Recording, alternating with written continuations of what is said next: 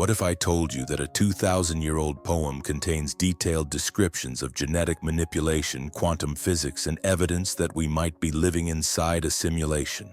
I know. That sounds insane. But here's the thing. When you actually read Ovid's Metamorphoses, when you look at the symbols the ancient Greeks left behind, when you examine their philosophy through the lens of modern physics, the parallels are so precise, so specific that calling them coincidences feels almost naive. We're talking about intertwined serpents that mirror the exact structure of DNA. Transformations that behave exactly like quantum wave function collapse. And gods who act suspiciously like administrators in a cosmic video game. Stick around until the end, because I'm going to show you the evidence, separate what's verifiable from what's speculation, and give you my honest take on what this all means. And trust me, the conclusion might change how you see reality itself. Let's start with some context. Around 2,000 years ago, a Roman poet named Ovid wrote what would become one of the most influential works in Western literature. It's called the Metamorphoses, and it's essentially a collection of over 250 myths, all connected by a single theme: transformation, people turning into animals, gods reshaping reality, humans merging with other humans. The entire book is obsessed with change at the most fundamental level. Now, mainstream scholars will tell you these are just creative stories, allegories about human nature, entertainment for ancient audiences. But what if Ovid was recording something else entirely? What if these myths were symbolic descriptions of processes that wouldn't be scientifically understood for another 2 millennia? Because when you actually examine the details, things get weird. Let me tell you about Tiresias. In Book 3 of the Metamorphoses, Ovid describes a man walking through a forest who encounters 2 large snakes, intertwined, mating, wrapped around each other in a spiral. Tiresias strikes them with his staff, and in that moment he transforms from a man into a woman. He lives as a woman for 7 years. Then he encounters the same snakes again, strikes them once more, and transforms back into a man. Now here's where it gets interesting. The image Ovid describes, 2 serpents wrapped around each other in a spiral, is visually identical to the structure of DNA. The double helix, the molecule that literally contains the code for biological sex. And what happens when Tiresias disrupts this intertwined structure? His biological sex changes. In modern terms, we'd call that genetic manipulation. Chromosomal alteration. The kind of thing that requires understanding DNA at a molecular level. But Ovid wrote this in the year 8 AD.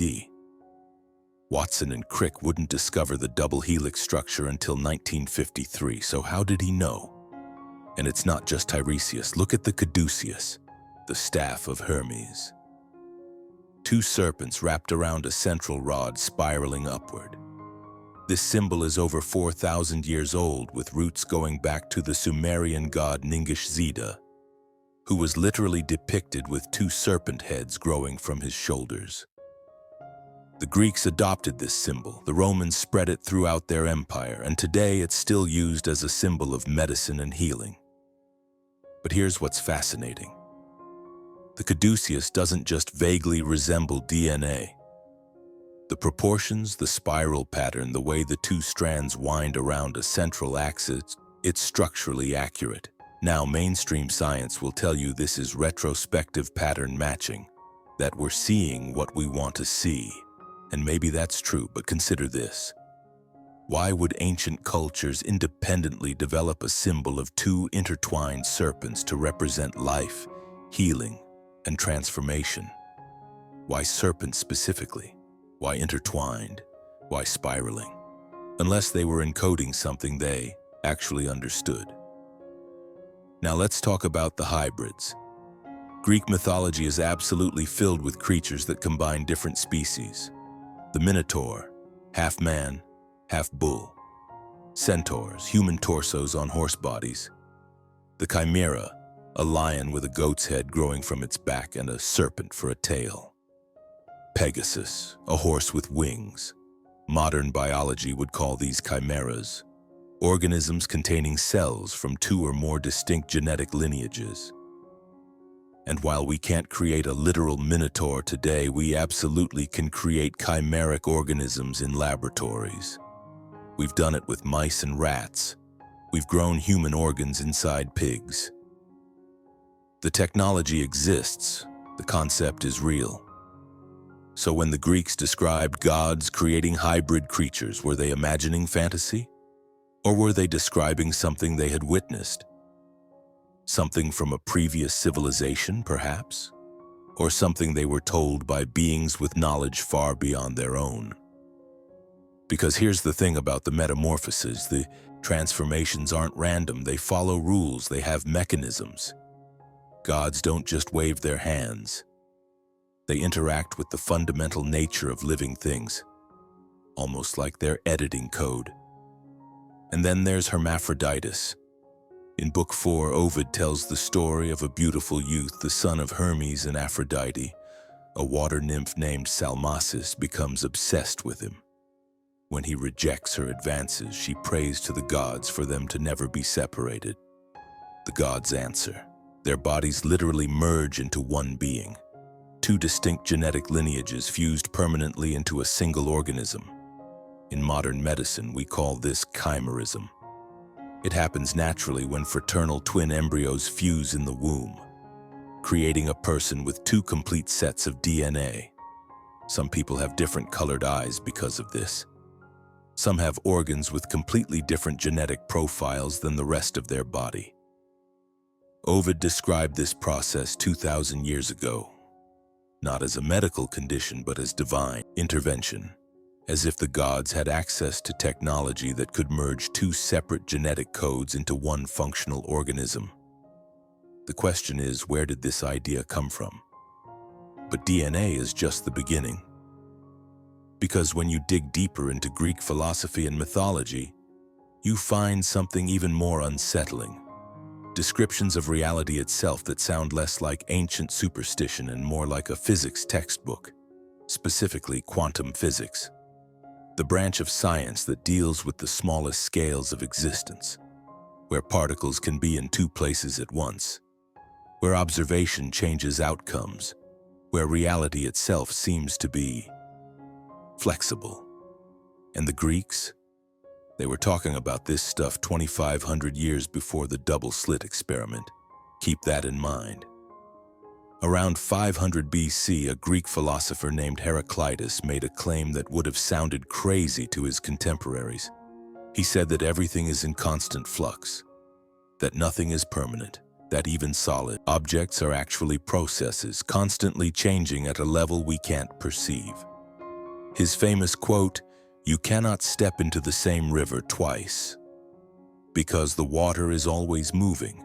The river you stepped into a moment ago is already gone."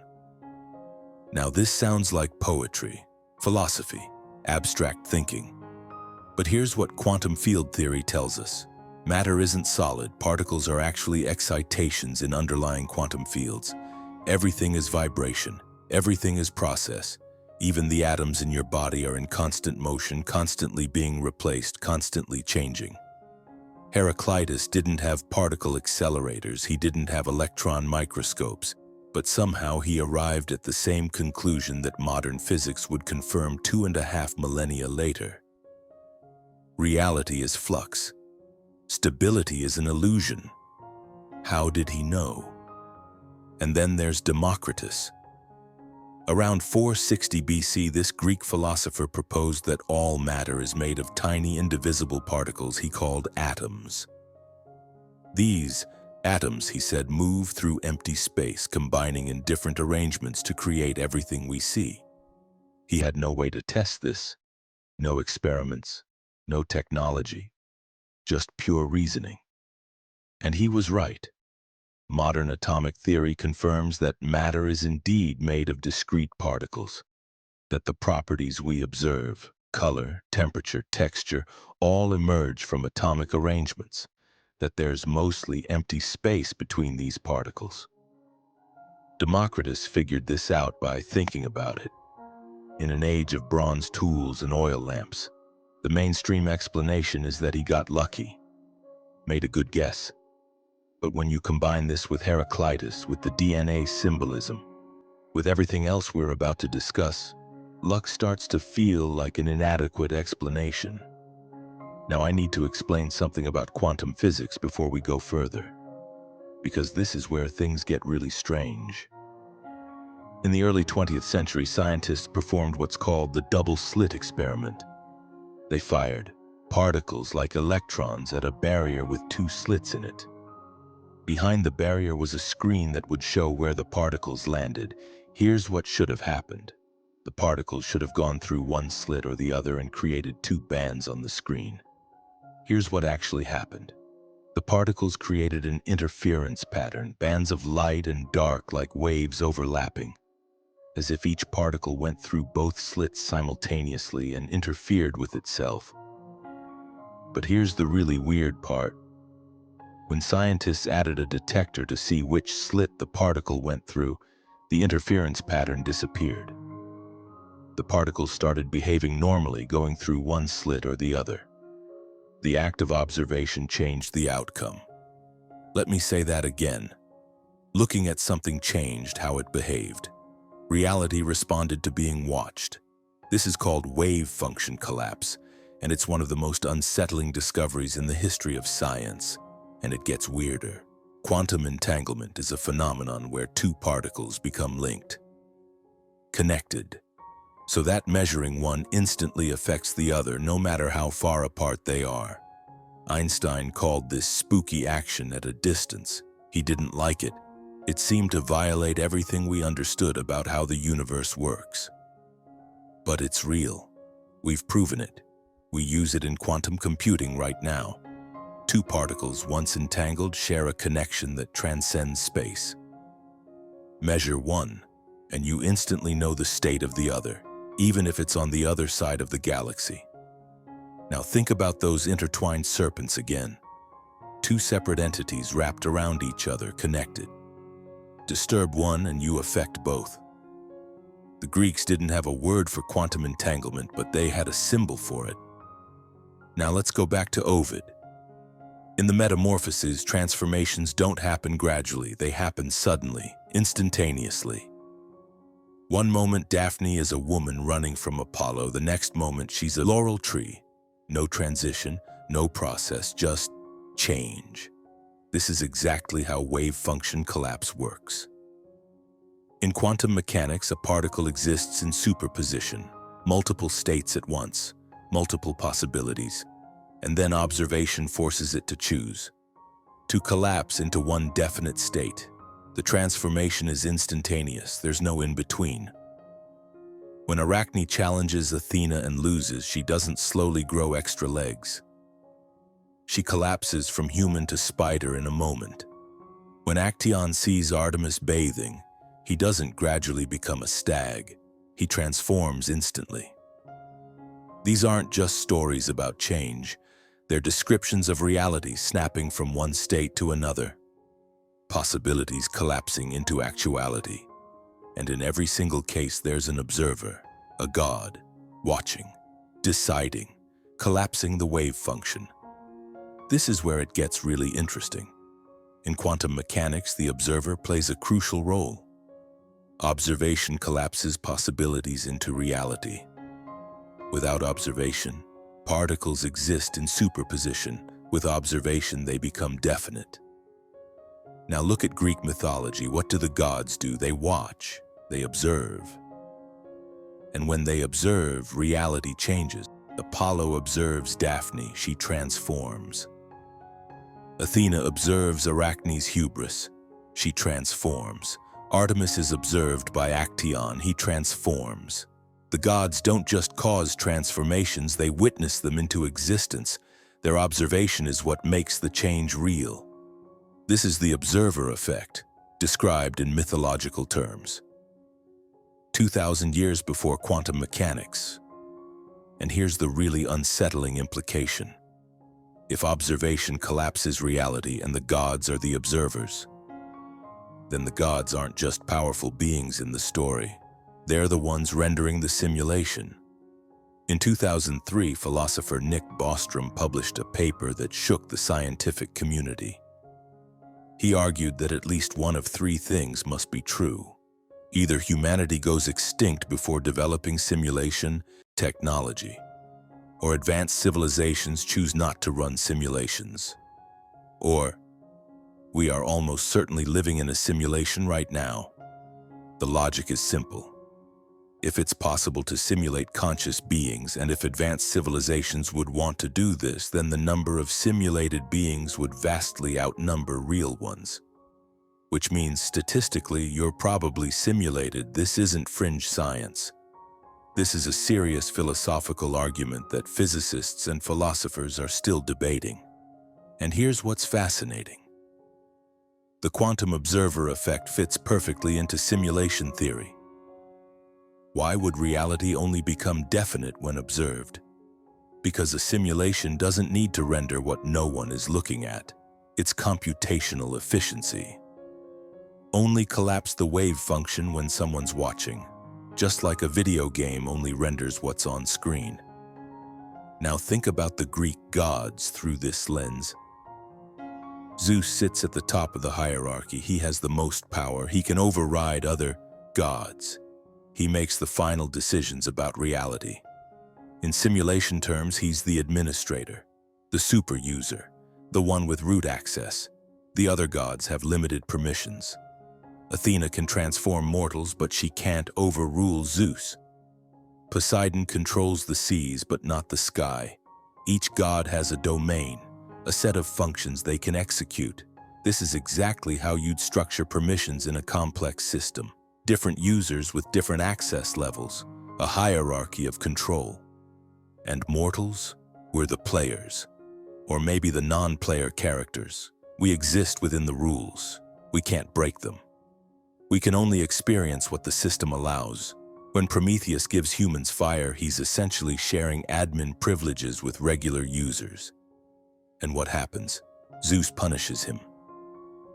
Because you don't give users access they're not supposed to have. The mythology makes perfect sense as a description of a simulated reality with tiered access controls. And the Greeks didn't just describe simulation theory. They described the technology that might create it. Meet Talos. According to mythology, Talos was a giant bronze automaton created by Hephaestus, the god of craftsmanship. He was programmed, for lack of a better word, to patrol the shores of Crete. He would circle the island 3 times daily, throwing boulders at any ships that approached. He was powered by a single vein of ichor, the blood of the gods, sealed by a nail at his ankle. When Medea removed that nail, the ichor drained out and Talos shut down. This is a robot, described in ancient Greek mythology. A mechanical being with a power source and a kill switch. The Smithsonian has called Talos one of the earliest concepts of artificial intelligence in human history. And the Greeks described him casually, as if such things were normal, as if they'd seen them before. And here's the thing. The Greeks actually built sophisticated machines. In 1901, divers discovered a shipwreck off the coast of Antikythera, a Greek island. Inside, they found a corroded lump of bronze that would take decades to understand. It was a computer, an analog computer from around 100 BC. With over 30 interlocking gears, it could predict astronomical positions, lunar phases, and eclipses with remarkable accuracy. Nothing this sophisticated would be built again for over 1,000 years. The Antikythera Mechanism proves that the ancient Greeks had engineering capabilities far beyond what we typically credit them with.